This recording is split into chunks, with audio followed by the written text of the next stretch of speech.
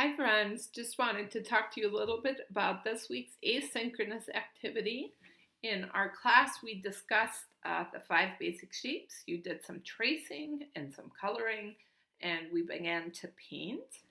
I'm going to show you what you can do once you finish painting your shapes, and we're going to add some lines to our artwork to complete it, and then you can upload it and share it with your classmates. Okay, so what we've done so far is we've traced our 5 basic shapes using some shapes you found at home, different items. We colored our shapes, and now we're adding water to our shapes to turn our shapes into watercolor. So we're just gently painting our shapes,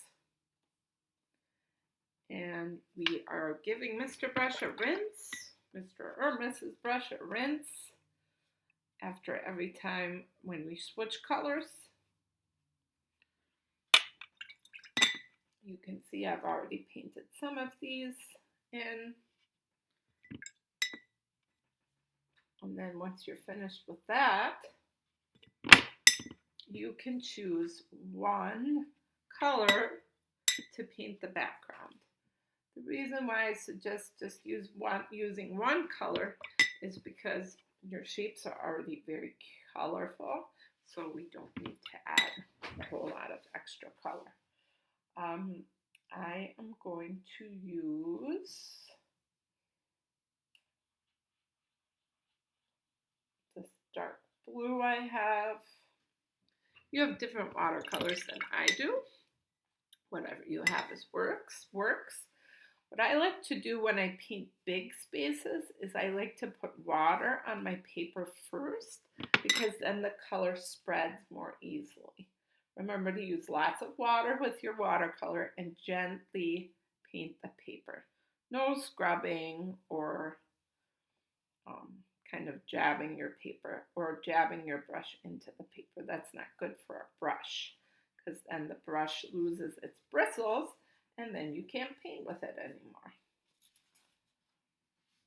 I also like to turn my paper when I paint,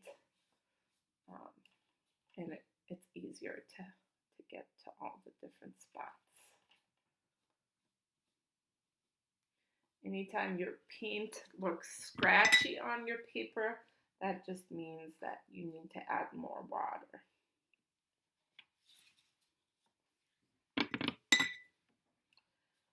And then after you're finished painting the background space, you're going to let that dry completely, and then we can finish the final step, which is adding some lines to our picture.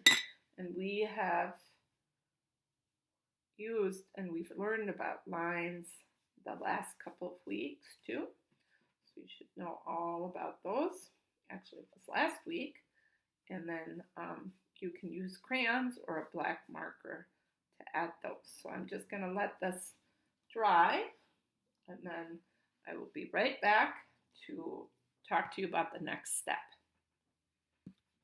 Okay, my watercolor is dry. Oh, and I noticed I just forgot a tiny little spot right here. So now what we're going to do is add some lines to our artwork to finish it.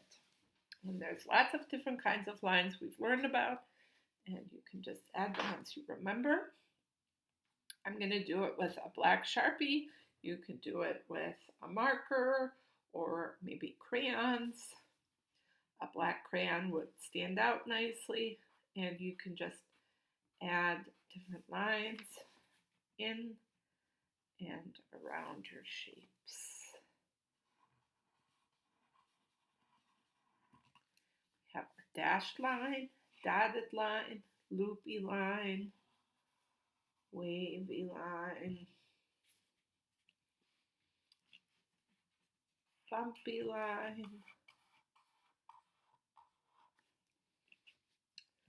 spiral,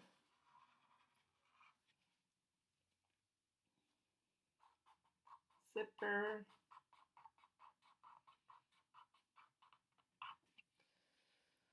let's see, arrow.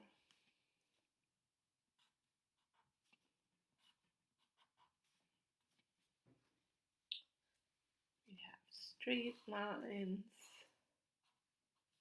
We have diagonal lines. We have straight line horizontal. We have straight vertical. Up, and we have zigzag.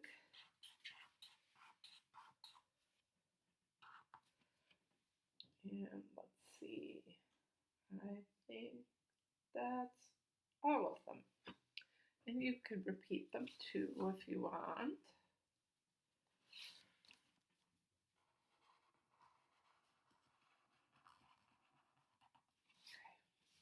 And then that gives it kind of a fun finishing touch. And you could stop right there. You can add more. You could even put some around the outside as a border. That's totally up to you. But have fun with this, and don't forget to share your work with me and your classmates.